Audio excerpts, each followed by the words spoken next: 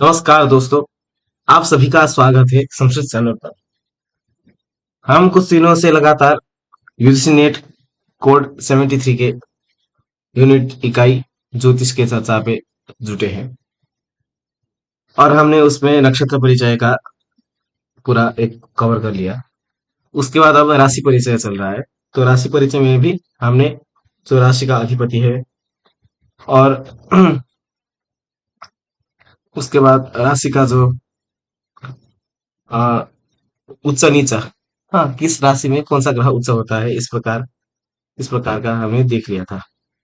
और लग्नादि द्वादश भावानाम संज्ञा, इसको भी देख लिया था। और उसका दूसरा संज्ञा कल्यस्व कल्पस्व विक्रम, इस प्रकार देख लिया था। एक बार श्लोक को उच्चारण करने के बाद हम आज का सेशन आगे बढ़ाते हैं।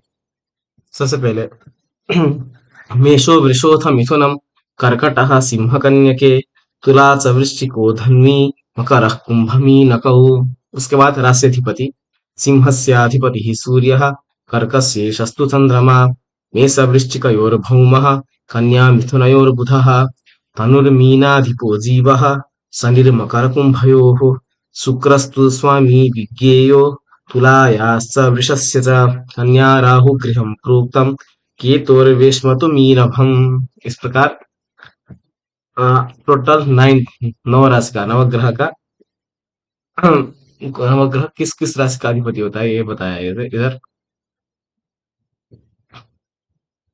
उसके बाद ग्रहाणाम् उच्च नीच विचारः, मेषे रविर्वृषे चन्द्रो, मकरे च महीसुतः, कन्यायां रोहिणी पुत्रो, कर्के गुरुः, या फिर गुरुः कर्के झषे भृगुः, शनिस्तुलायाम् उच्चस्तु, मिथुने सिंहिका सुतः, उत्सात् सप्तमगो नीचः, कथितो गणकोत्तमैः। उसके बाद अज वृषभ मृगाङ्कना कुलीरा, दशवणिजौ च दिवाकरादितुङ्गाः, दशशिखिमनयुक्तिथीन्द्रियांशैः, त्रिनवकविंशतिभिश्च तेस्तनीचाः। उसके बाद संज्ञा होरादयस्तनुकुटुम्बसहोत्थबन्धु, पुत्रारिपत्नीमरणानि शुभास्पदायाः, रिक्फाख्यमित्युपचयान्यदि कर्मलाभ, दुश्चिक्यसङ्गीतगृहाणि न नित्यमेके, कल्पस्व विक्रम गृह प्रतिभाक्षतानि। कल्य इस प्रकार भी पाठ है इधर। चित्तोत्थरंध्र गुरुमान भव व्ययानि, लग्नात् चतुर्थ निधने चतुरस्र संगे, दूरम च सप्तम गृहम दशमर्क्षमाज्ञा। रिक्शा रिक्शा और आज्ञा, खा भी बोलते हैं दसम भाव को, पर रिक्शा और आज्ञा इधर विवक्षित है। और उसके बाद आज का दो सेशन है, वो है केंद्र केंद्र भाव से संज्ञा, मतलब जो कुंडली है।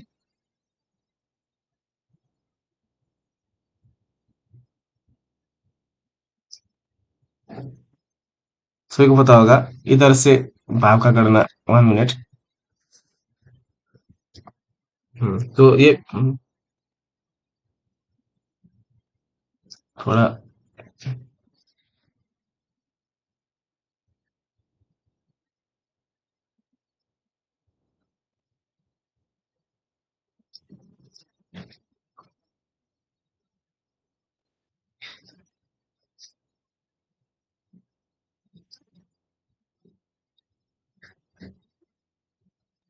हम्म, जो केंद्र का जो बीच का घर है, ये एक हाउस है, तो इधर से आ, गणना शुरू होता है। तो इधर ट्वेल्थ ट्वेल्थ हाउस टोटल इधर होता है। तो लग्न का ये बीच का जो कोण बना हुआ है, ये और ये 4, ये 7 और ये 9, ये 4 है। तो इसको क्या बोलते हैं, इसको बताया गया है कि ये केंद्र संज्ञा होता है। वही श्लोक श्लोक में भी लिखा हुआ है, कंटक केंद्र चतुष्टय संज्ञा सप्तम लग्न चतुर्थ नाम, अर्थात सप्तमा मतलब सेवेंथ हाउस, सेवेंथ हाउस, लग्न मतलब पहला घर, पहला हाउस, चतुर्थ मतलब फोर्थ, और ख मतलब 10। तो 1, 4, 7 और 10 दो हाउस है। ये 9 नहीं है, ये 10 है।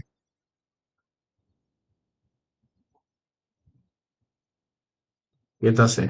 हम्म, तो इसको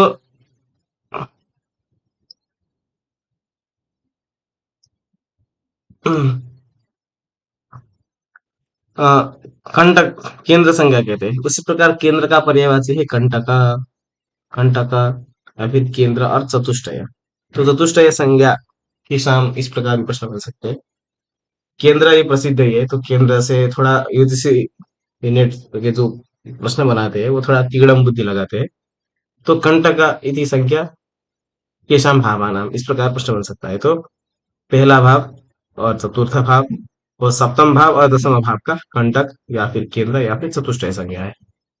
नीचे का वो विवक्षित नहीं है, हमें इसमें बराबर का विचार किया गया है। बृहत जातक में ही ये श्लोक आता है। आगे चलते हैं। उसके बाद केंद्र फड़ आदि नाम ज्ञानम। इस प्रकार यूजीसी नेट में फड़ और जो आपोक्लिम संज्ञा होता है, फड़ आदि सब आदि से इधर आपोक्लिम, आपोक्लिम। हम्म फड़ संज्ञा केशाम भावानाम या फिर आपोक्लिम संज्ञा केशाम भावानाम, इस प्रकार का प्रश्न पूछा गया था। तो टोटल ये सिर्फ एक श्लोक जिसको मालूम था इसमें, इसका इधर से 4 नंबर इसी से आ गया था। हम्म तो मतलब इम्पोर्टेंट प्रश्न है ये एक बार देख लीजिए। केंद्रात् परं पणफरं परतश्च सर्वम् आपोक्लिमं हिपुकम् अम्बुसुखं च वेश्म जामित्रमस्तभवनं सुतभं त्रिकोणम् ईशूरणं दशममत्र च कर्म विद्यात्। हम्म केंद्रात् परम पणफरम। तो केंद्र संज्ञा किस किसका बताया हमने, एक बार फिर से लिखता हूँ।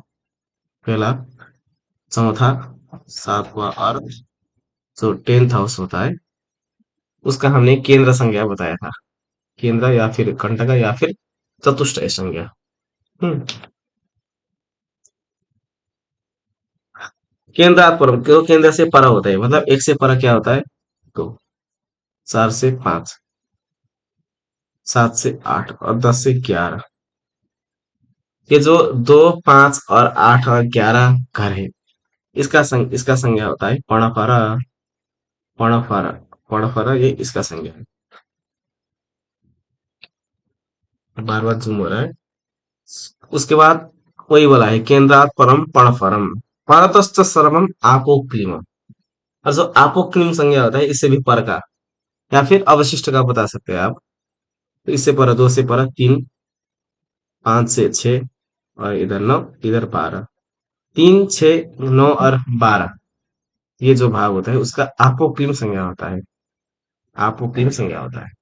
तो गुणनफल और आपोक्लिम संज्ञा से यूजीसी 2025 जो दिसंबर शिफ्ट मतलब जनवरी में हुआ था, उसमें ये प्रश्न पूछा गया था। तो ये इंपॉर्टेंट होता है। केंद्रात परम पर्णफरम परतश्च सर्वम आपोक्लिमम। हाँ, सिर्फ ये श्लोक भी नहीं, सिर्फ इतना इतना समय आपका प्रश्न का आंसर बन जाता है। उसके बाद हिबुकम अम्बु सुखं च वेश्म। वेश्म मतलब जो घर, मतलब फोर्थ हाउस। फोर्थ हाउस का नाम बताया गया है। एक तो वेश्म या फिर गृह बोल सकते हैं। उसके बाद हिबुकम, हिबुकम भी इसी घर का नाम है। और अम्बु सुखम, अम्बु सुखम या फिर अम्बु, अम्बु और सुखा ये अलग अलग।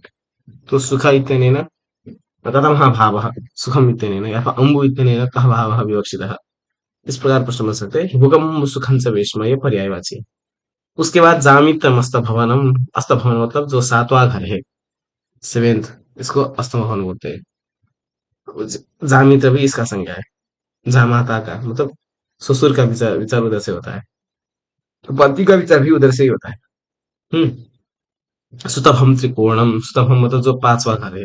तो मतलब पुत्र, पुत्र का घर क्या है, पांचवा है। कैसे मालूम हो गया, मतलब होरादय स्तन कुटुंब सहोत बंधु पुत्र, पुत्र आता है वो फिफ्थ हाउस है।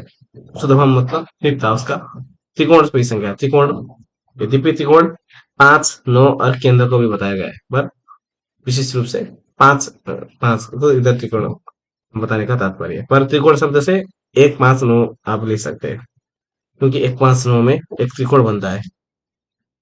हाँ, तो कुंडली में 1, 5, 9 में एक त्रिकोण बनता है, इसलिए 1, 5, 9 को क्या बोलते हैं, त्रिकोण संज्ञा बोलते हैं। उसके बाद त्रिकोणम मेषूरणम दशमम। तो 10th हाउस है उसका मेषूरण नाम है।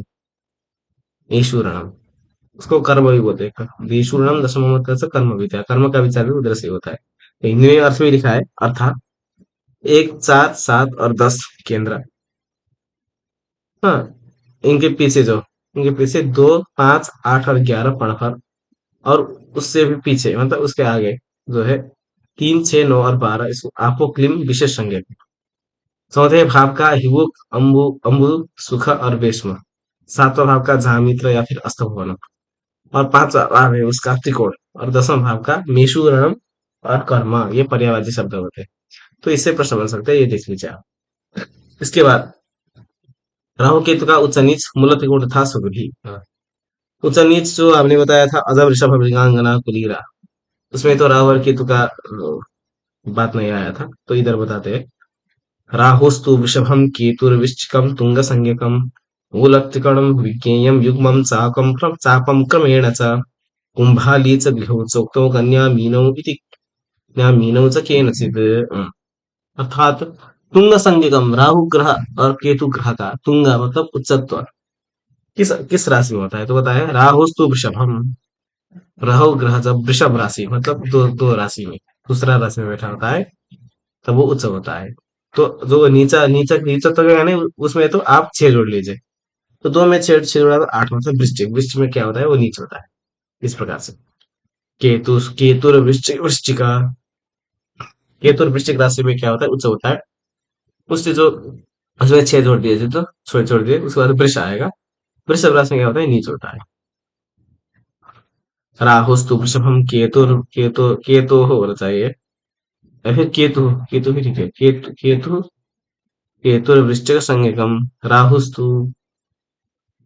मूल त्रिकोणम विज्ञेयम युग्मम चापम क्रमशः, मूल त्रिकोण सूर्यादि ग्रह का मूल त्रिकोण आगे अभी दूसरे श्लोक में जानेंगे हम। पर राहु और केतु का मूल त्रिकोण क्या है, इस प्रश्न में बताया गया है कि मूल त्रिकोणम विज्ञेयम युग्मम चापम क्रमेण सा। युग्म का अर्थ है मिथुन, मिथुन राशि।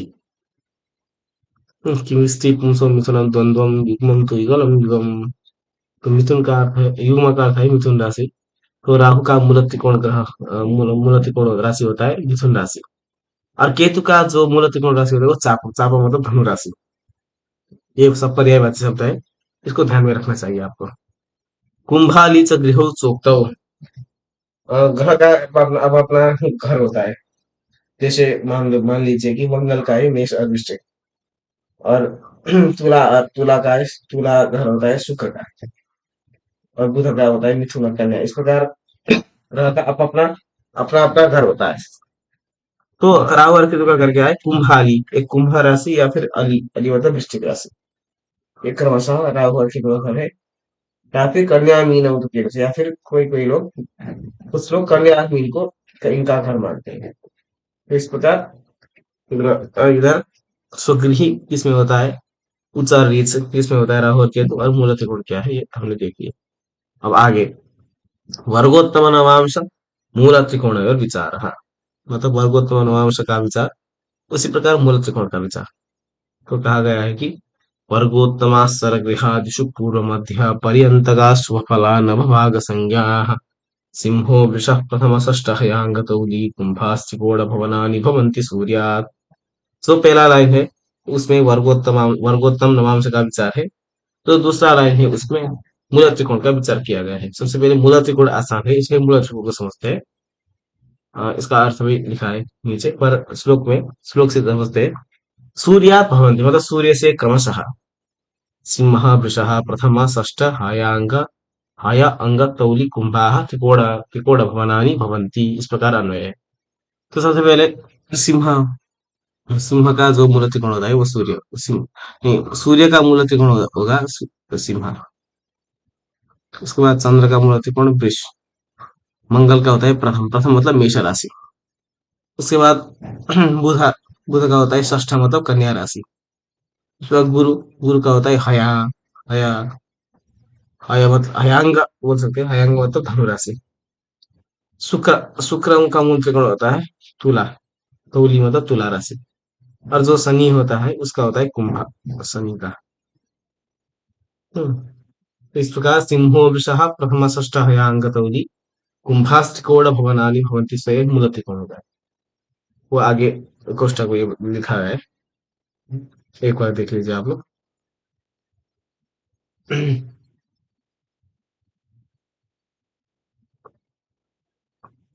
हम्म, अर्थ लिखा है, सिंह वृष मेष कन्या धनु तुला और कुंभ राशि राशि में क्रमशः, थोड़ा 1 मिनट, दूसरा लैंग्वेज है, राशि राशि में क्रमशः सूर्यादि सूर्यादि ग्रह ग्रह मूल त्रिकोण होता है, अभी होते हैं। कोष्टक भी है, देख लीजिए। सबसे पहले सूर्य सिंह में, वृष जो है वो चंद्रमा जो वृष में, मंगल मेष में प्रथमा, बुध षष्ठ कन्या, और हयांग मतलब धनु, गुरु धनु राशि में, और शुक्र तौली मतलब तुला राशि, और शनि कुंभ में। तो शनि का मूल त्रिकोण राशि हुआ कुंभ, इस प्रकार प्रश्न बन सकते हैं। वर्गोत्तम मीमांसा था, वर्गोत्तम मीमांसा में कहा गया था कि वर्गोत्तमाश्चरगृहादिषु पूर्व मध्य पर्यंतगा स्वफलान भाग संज्ञा, मतलब अर्थात अन्वय है इधर, चरगृहादिषु, चर अचर स्थिर तीन प्रकार का राशि है, आगे हम देखने वाले हैं। चरगृहादिषु, गृह शब्द का इधर राशि अर्थ है।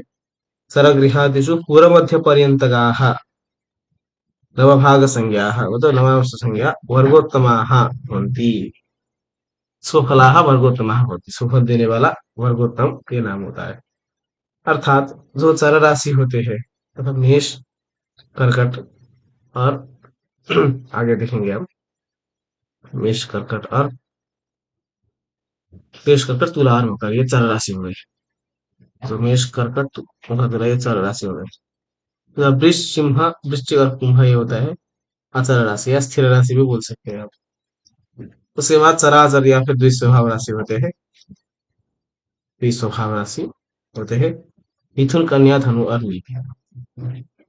तो इसमें क्रमशः कहा कहा है कि वर्गोत्तमाश्चर गृहादिषु पूर्व मध्य पर्यंतगाः, एक राशि में नवांश में 9 अंश होता है, आपको मालूम ही होगा। उसमें से दो चार राशि होते हैं, अर्थात मेष, कर्कट, तुला और मकर। इसमें पहला अमांश, पहला नवांश वर्गोत्तम अमांश कहा गया है, क्योंकि पूर्व मतलब पहला, और मध्य, मध्य मतलब पांचवा, क्योंकि 9 तक में मध्य को लेना है हमको इधर। और जो वृष सिंह वृश्चिक और कुंभ ये अचर राशि या फिर स्थिर राशि होते हैं, इसका वर्गोत्तम अमांश है 5। उसके बाद मिथुन कन्या धनु और मीन, ये द्विस्वभाव राशि या फिर चराचर राशि जो है, इनका जो वर्गोत्तम अंश होता है वो है 9 अंश होता है। तो वही बताया गया है उधर, वर्गोत्तमा सर्गृहादिषु पूर्व मध्य पर्यंतगा स्वफलान भाग संज्ञाः सिंहो वृषः प्रथम षष्ठः यागरौली कुंभास्कोड भुवनानि भवन्ति सूर्यात्। अगर आप इस कोष्ठक को भी देख लीजिए, जिससे समझने में आसान होगी। राशि ऊपर है और वर्गोत्तम अंश नीचे लिखा है। इसके बाद आता है राशि नाम रात्रि दिन संज्ञा एवं पृष्ठोदय शीर्षोदय, टाइप मिस्टेक है थोड़ा सा, शीर्षोदय संज्ञा। हम्म शीर्षोदय आदि संज्ञा, बृहत जातक में ही आता है ये भी। घोजा स्वीकर की मिथुना समृगा निशाख्याः पृष्ठोदया विमिथुना कथितास्त एव शीर्षोदया दिनबलाश्च भवन्ति शेषा लग्नं समेत्युभयतः पृथुरोम युग्मम्। अर्थात गोदाश्री कर की मिथुनाः समृगाः निशाख्याः, मतलब निशारात्रि होते हैं। गो, अज, अश्वी, कर्की, मिथुनाः, मिथुन और समृग, अर्थात गो मतलब मेष राशि, अज का अर्थ है वृष राशि, और अश्वी है धनु राशि। उसके बाद कर्क, कर्की मतलब कर्कट राशि, और मिथुनाः मिथुन राशि, और समृगाः मतलब मृग, मृग शीर्ष, मृग मतलब मकर राशि, समृग मतलब मकर राशि होते हैं। इन राशि का नाम होता है दिनवली, ये दिनवली संज्ञक राशि, रात्रि बली संज्ञक राशि होते हैं। तो रात्रि ये संज्ञा इन राशि का होता है। वही ये देखिए नीचे स्पष्टार्थ में, मेष, वृष, धनु, कर्कट, मकर, ये रात्रि वाली। इसमें और इसमें नीचे का श्लोक है, पृष्ठोदया मिथुना कथितास्त एव। और जो ऊपर बताया गया राशि है, ते एव मतलब वही राशि, विमिथुनाः पृष्ठोदय, मिथुन को छोड़कर बाकी सब क्या होता है, पृष्ठोदय होता है। क्योंकि तो इसका तात्पर्य क्या होता है कि मिथुन तो पृष्ठोदय नहीं होता, ये तात्पर्य है। पृष्ठोदय नहीं होता तो मिथुन क्या है, शीर्षोदय राशि होता है, शीर्षोदय पर रात्रि बलि, क्योंकि निशाख्या, मिथुनाः निशाख्या ये बता चुके हैं, इसलिए मिथुन को थोड़ा अलग अलग पुस्तक में लिखा हमने, शीर्षोदय एवं रात्रि बलि। पर ये मिथुन को छोड़कर बाकी क्या होता है, रात्रि बलि होते हैं और पृष्ठोदय होते हैं ये लोग, पृष्ठोदया मिथुना कथितास्त एव। इसके बाद शीर्षोदयादिनबलाश्च भवन्ति शेषाः लग्नं समेत्युभयतः पृथुरो मयूमम्। शेषाः अवशिष्टाः ये राशयः मतलब जितना भी बचा राशि है वो सब क्या होते हैं, शीर्षोदयाः दिनबलाश्च होती। तो एक मीन भी बचा था, मीन को एक छोड़ दीजिए क्योंकि पृथुरो मयूमम्, पृथुरो मतलब मीन राशि, तो पर्यायवाची पूछ सकते हैं, याद कर दीजिए। मीन राशि के बारे में कुछ विशेष बताने वाला है, इसलिए मीन राशि को छोड़कर और जो ऊपर बताया गया है गोदाशि कर्क मिथुनाः समृगाः, इसको छोड़कर जितना भी राशि बचा है, कौन सा राशि देख लीजिए आप इधर स्पष्टार्थ में, सिंह, कन्या, तुला, वृश्चिक, कुंभ, ये क्या होते हैं, शीर्षोदया दिन बलाः। तो ये लिखा है शीर्षोदया दिन बली होते हैं ये लोग, ये राशि। पर जो पृथुरोम युग्मम उभयतः लग्नम समेत्य, मतलब ये भी क्या होते हैं, मीन राशि दिन वाली होते हैं, मीन राशि। क्योंकि रात्रि वाली में निशाख्या में अंतर्भाव नहीं है इसका, इसलिए दिन वाली होती, पर उभयतः लग्नम समेत्य उदयति, इसलिए इसको उभयोदय कहते हैं, मतलब शीर्षोदय भी है पृष्ठोदय भी है मीन राशि। अर्थ भी लिखा है, गो, अच्छा गो का मतलब, हाँ गो मतलब वृष है। अच्छा गो मतलब वृषभ, वृषभ राशि, मेष बोला था मैंने, मेष नहीं वृष राशि है। उसका अच का अर्थ है मेष है, अश्विनी मतलब धनु, कर्की कर्कट, मिथुन, मृग मतलब मकर, ये राशियां रात्रि बली होते हैं। और मिथुन राशि के अलावा ये सब राशि पृष्ठोदय होते हैं, अर्थात मीन मिथुन तो शीर्षोदय हो गया, और बाकी राशियां सिंह, कन्या, तुला, वृश्चिक, मकर ये शीर्षोदय और निर्मली होते हैं, पर मीन राशि उभयोदय होता है। ये भी इम्पोर्टेंट टॉपिक है, अभी तक हालांकि प्रश्न ज्यादा देखने को नहीं मिला है, पर आगे अवश्य देखने के लिए मिल सकते हैं, क्योंकि ये थोड़ा ज्योतिष, जो फलित ज्योतिष है उसका थोड़ा ये मतलब बहुत सा बेसिक टॉपिक है, तो इसको भी देखने का जरूरत है। आगे राशि नाम क्रूर सौम्य संख्या, पता है कि क्रूर सौम्य पुरुष वनिते ते चरागद्विदेहाः प्रागादीशाः क्रियवृषण्योट् कर्कशा कर्कटा सत्रिकोणाः मार्तण्डेन्दुरयुधि समभे चन्द्रभानुश्च होरे दिक्काणासुभुवनसुत त्रिकोणाधिपानाम्। दो अंश ही इंपोर्टेंट है इधर। राशि का क्रूर, क्रूर राशि, क्रूर सौम्य की संख्या, और पुरुष वनिते मतलब चार स्त्री या पुरुष राशि की संख्या, और चार और ते अचर अगत द्विदेहा मतलब चर, अचर और द्विदेहा संज्ञा किस राशि का होता है। तो क्रमशः क्रूर सौम्य, क्रमशः हम इसको एक बार तालिका से समझते हैं।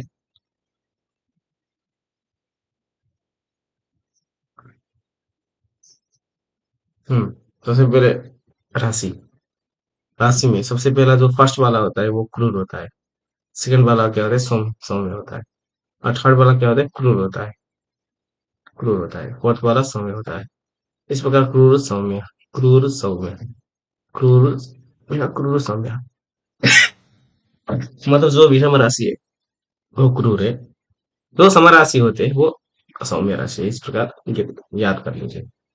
बस पुरुष राशि में भी वही वही नियम है, जो पहला राशि है वो पुरुष संज्ञक राशि है, दूसरा है स्त्री संज्ञक राशि, तीसरा पुरुष, फिर चौथा स्त्री, तीसरा पुरुष स्त्री पुरुष स्त्री, इसमें भी विषम जो है वो पुरुष है, सम जो है वो स्त्री है।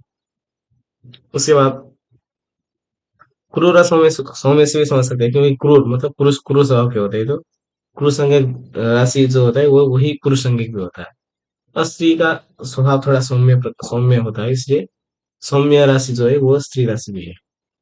अचर अचर द्वि स्वभाव में थोड़ा थोड़ा सा भेद है, तीन तीन करना चाहिए था। सबसे पहला चर है, उसके बाद स्थिर और द्वि स्वभाव, फिर चर, स्थिर और द्वि स्वभाव, चर स्थिर और द्वि स्वभाव, चर स्थिर और द्वि स्वभाव, मतलब 4 बार रोटेशन होगा, चर अचर और द्वि स्वभाव इसमें। तो ये यही बताया गया है ऊपर श्लोक में। श्लोक का अर्थ पढ़ लेते हैं हम।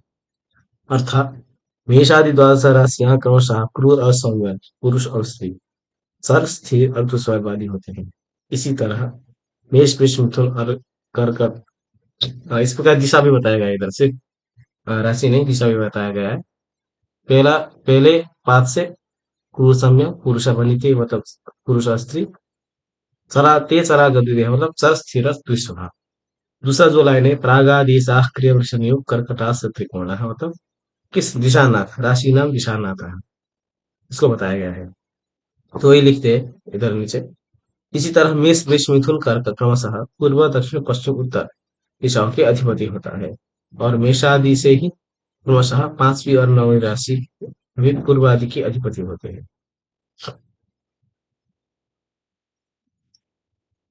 अर्थात क्रमशः क्रियावृष नियोग कर्कटाः सत्रिकोणाः प्रागादीशाः मतलब प्रागादि ईशाः, प्रागादि दिशा जो होते हैं उसका ईशा मतलब स्वामी होते हैं।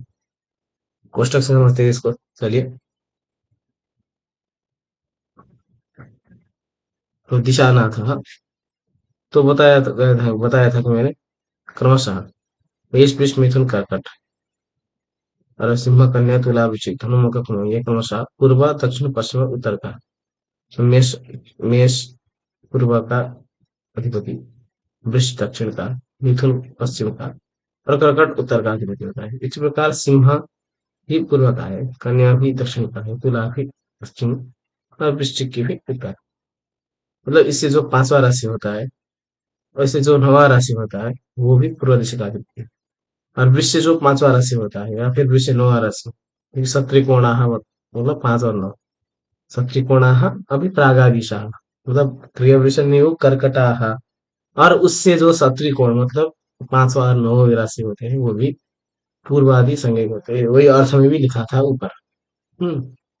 और जो दूसरा तीसरा और चौथा लाइन है उतना इम्पोर्टेंट नहीं है उधर, ये वरा के बारे में बताया गया है। हम्म। आप तो चाहिए तो आप एक बार हिंदी देख लीजिए। पर दृश्यकारण भी पूछ सकते हैं कल को भी, दृश्यकारणाधिपति एक जो जिस घर में रहता है उसका अधिपति ही दृश्यकारण का अधिपति होता है, या फिर स्वभवन सुता मतलब स्वभवन से जो सुता मतलब पांचवा घर है उसका, या फिर तृतीय मतलब 3 9, तो 9 घर होता है उसका जो अधिपति है वही दृश्यकारण का भी अधिपति होता है। हम्म। आप अर्थ पढ़ सकते हो, इधर सब लिखा है इधर। विषम राशि में पहला राशि अर्ध और राशि अर्ध मतलब वरासुर लिखा होता है। दूसरा चंद्रमा का वही लिखा है, मार्तंडेन्दु अयुजी समभेतु चंद्रभानु। तो समराशि होता है, पर समराशि में पहला चंद्रमा का हो रहा होता है, दूसरा सूर्य का हो रहा होता है। नीचे इसके बाद मेषादि राशि ना वर्ण विचार। वर्ण विचार से एक वह प्रश्न बना था। वर्ण पूछा गया था इस बार, तो वर्ण का है 2 लाइन, ऐसे वर्ण है 2 लाइन, 3 लाइन में वर्ण का बबरा स्वच्छ इधर तक वर्ण का प्रतिपादन किया है। रक्तश्वेतः शुकतनुनिः पाटलो धूम्रपाण्डुः चित्रः कृष्णः कनकसदृशः पिङ्गलः कर्पूरश्च मभ्रुस्वत्सः प्रथमभवनाद्येषु वर्णाः प्लवत्वम् स्वाम्या साख्यं दिनकरयुताद्भा द्वितीयं च वेशिः। अर्थात रक्तः मतलब जो पहला राशि है लाल, इसका लाल होता है। श्वेतः मतलब सफेद दूसरा राशि का। तीसरा शुकतरुनिभः अर्थात हरा हरा। उसके बाद पाटलो धूम्रपाण्डुः, पाटलः सबसे पहले पाटलः मतलब सफेद और लाल मिश्रित का जो पांचवा है धूम्रपाण्डुः मतलब सफेद और पीला भूरा। और उसका चित्र कृष्ण कनक सदृश मतलब कनिका सदृश थोड़ा सा देश। पिंगलः, कर्बूरः मतलब सब रब रब रूप का मिश्रण, उसको कर्बूर कर्बूर रूप करते हैं। बभ्रुः, उसके बाद स्वच्छ, नीचे लिखा है अर्थ। पहला राशि लाल, पहला राशि का वर्ण है लाल, दूसरा का सफेद, तीसरा का हरा, चौथे का सफेद और लाल मिश्रित, पांचवा का धूम्र पांडु अर्थात सफेद पीला भूरा, छठे का चित्र मतलब अनेक वर्ण, सातवां का कृष्ण, आठ का स्वर्ण वर्ण, नौ पीला, उसके बाद कर्बूर कर्बूर मतलब अनेक वर्ण, 11 का बहु मतलब पिंगल, और 12 का स्वच्छ, ये क्या हुआ वर्ण हो गया। और दूसरे में वो प्लवन, तुमको किस किस दिशा में प्लवन होता है राशि का, ये बताया गया है। स्वामी साकर दिनकर युक्तात् भातृतीय से वैशी ही, मतलब दिनकर मतलब सूर्य जिस ग्रह में होता है उससे द्वितीय ग्रह को बेशी संज्ञा कहा गया है। हाँ, दिनकर युक्तात् भात द्वितीयम बेशी ही बेशी होती ये संज्ञा है। तो सूर्य मेष राशि में बैठे बैठेगा तो उससे जो दूसरा राशि होता है वृष, उसको बेशी कहा जाएगा। यदि वृष में सूर्य बैठेगा तो उससे जो दूसरा होता है मिथुन, उसको बेशी कहा जाएगा।